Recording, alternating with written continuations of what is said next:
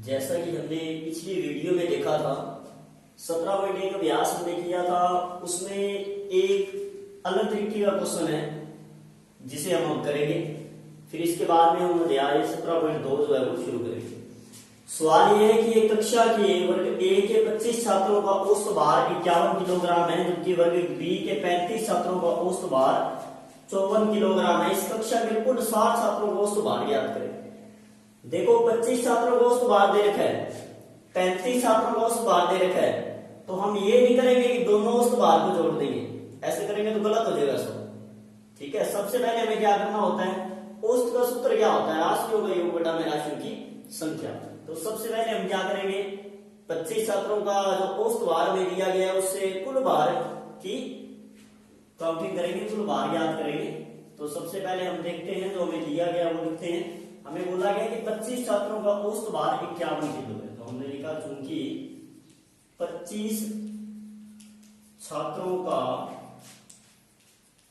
औसत भार जो कि बराबर में 51 किलोग्राम है।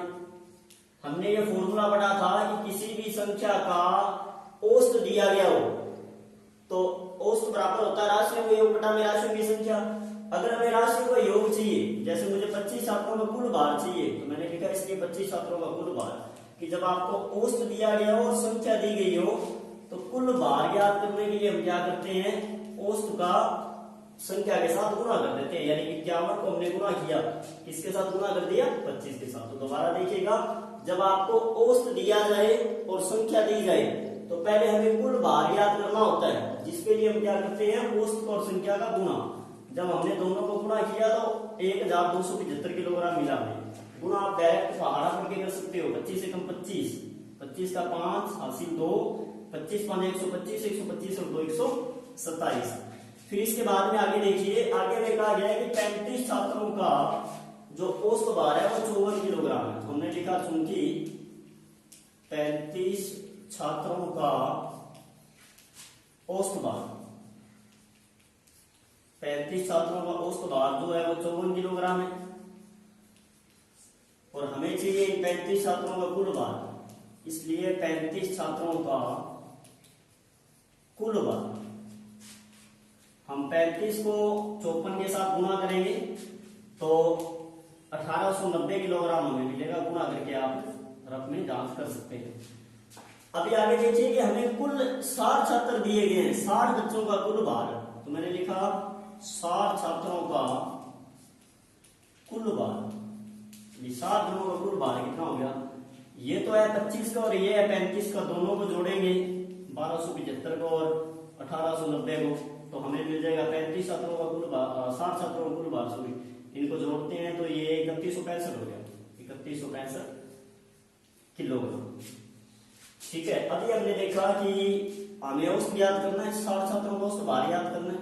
तो औसत भार का फॉर्मूला होता है कुल भार बटा में कुल संख्या, यानी राशियों का योग बटा में राशियों की संख्या, जिसको हम सिग्मा xi बटा में n भी कह सकते हैं। तो राशियों का योग जो है वो 3165 है। कुल संख्याएं हमें कितनी दी गई थी, 60 दी गई थी।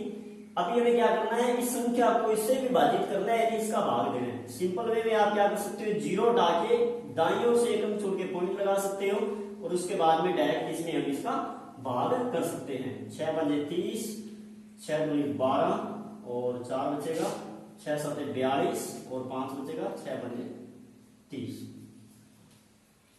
किलो। ये तो है इसका 60 छात्रों का औसत भार। इसके बाद में हमने एक क्वेश्चन देखा कि यदि 5 संख्याओं का औसत है वो 18 है, 5 संख्याओं का औसत 18 है, यदि एक संख्या हटा दी जाती है तो 4 संख्याओं का औसत 16 रह जाता है। हटाई की संख्या याद करो, 5 संख्याओं का औसत 18 है। सबसे पहले 5 संख्याओं का कुल योग निकाला हमने, यानी 18 बनी 90 हो गया, गुणा कर देते हैं ना संख्या के साथ। अब एक संख्या हटा दी तो 4 संख्याएं बच गई जिनका औसत 16 है।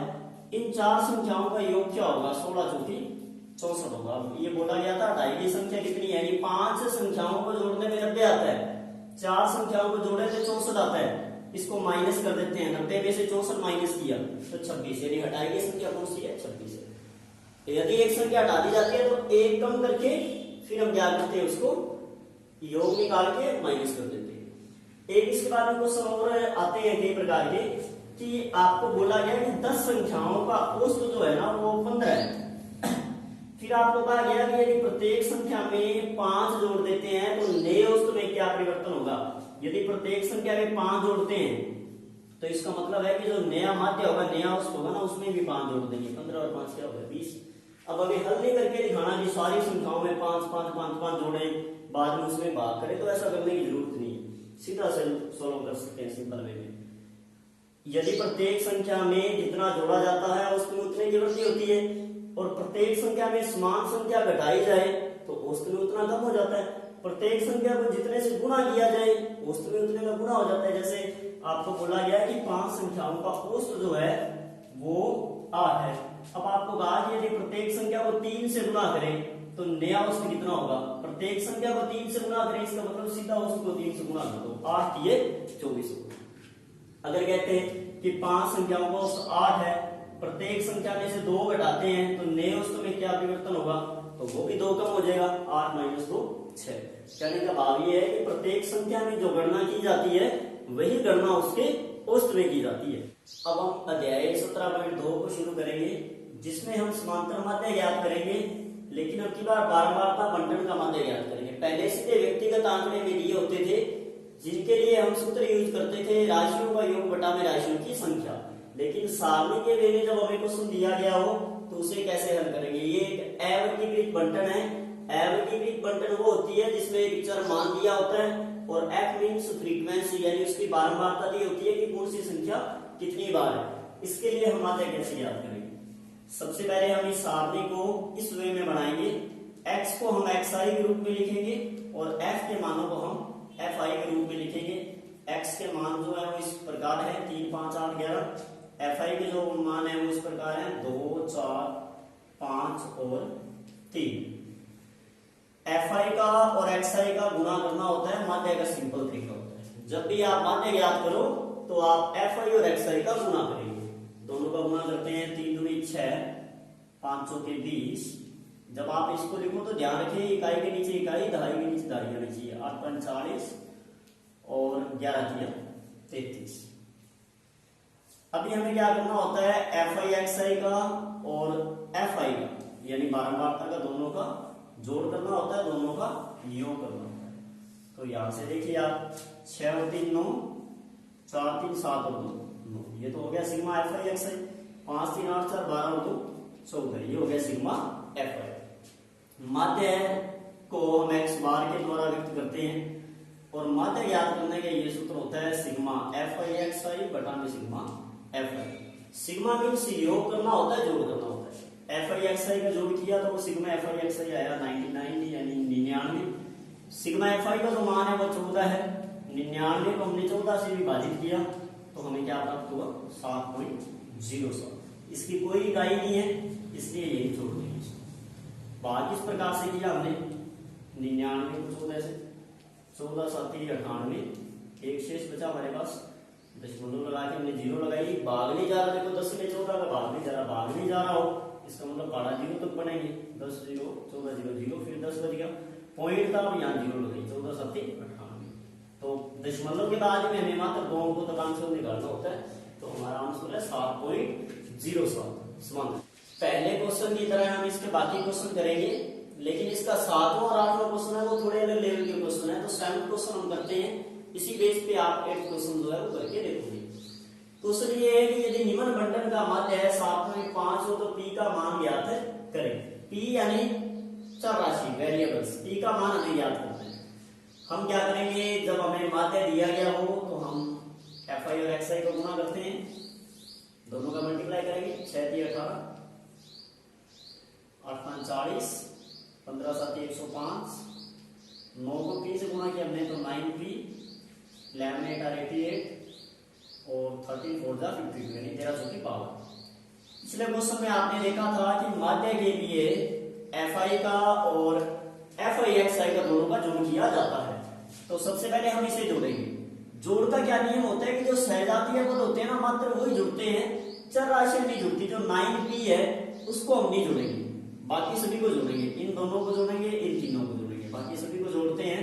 8 2 10 15 8 23, तो हमने मिल गया 303 और प्लस में 90, यानी बाकी सभी को जोड़ा 303 आया, 9 भी उसके प्लस में मिला।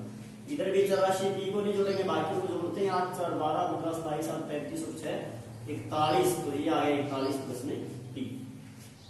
अब हमें माध्य सवाल में दिया गया था, माध्य जो है वो 7.5। माध्य का सूत्र होता है सिग्मा FI/XI बटा में सिग्मा FI। जो बात हमें पता होती है उसका सूत्र हम हमेशा उसके नीचे लिखते हैं, उसके नीचे लगाते हैं। माध्य का सूत्र हमने इसके नीचे लिखा।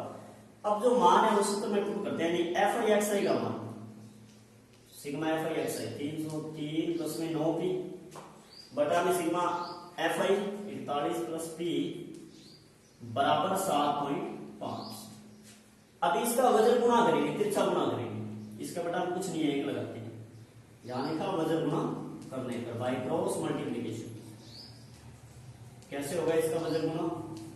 303 प्लस 9p को 1 के साथ गुणा करेंगे तो सेम संख्या प्राप्त हो जाएगी, और 41 को इन दोनों के साथ गुणा करेंगे। पहले 41 को 7.5 के साथ गुणा करेंगे 307.5 आ जाएगा, फिर p को 7.5 के साथ गुणा करेंगे तो 7.5 p आएगा। आप दशमलव हटा भी सकते हो, सीधा पूरा भी कर सकते हो।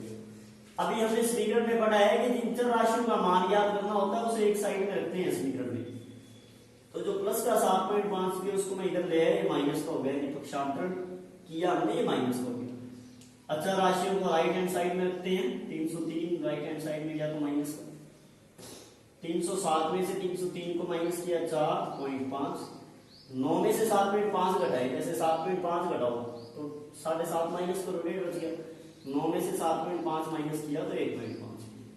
पॉइंट्स का माइनस सिंपल वे में इस प्रकार से होता है। 9 को लिखा 9.0, इसको 7.0, 10 में से 5 गया 5 और 8 बचा था, 8 में 7 गया 1। आप माइनस करो तो इस बेस पे कर सकते हो। अभी p का मान निकालते हैं। गुणा वाला जो 1.5 है वो बटा में चला गया, पॉइंट से पॉइंट कैंसिल हो जाता है, इक्वल डिजिट छोड़ के तो 15 दिया 45, यानी जो x का मान है, जो p का मान है हमारा, सॉरी जो p का मान है वो 3 है। इसी प्रकार से हम अगला क्वेश्चन करेंगे जिसमें x और y मान लेंगे, फिल इन द ब्लैंक्स को, खाली स्थान को, और फिर दोनों x y यानी दोनों अज्ञात बार बार वो ज्ञात करेंगे। धन्यवाद।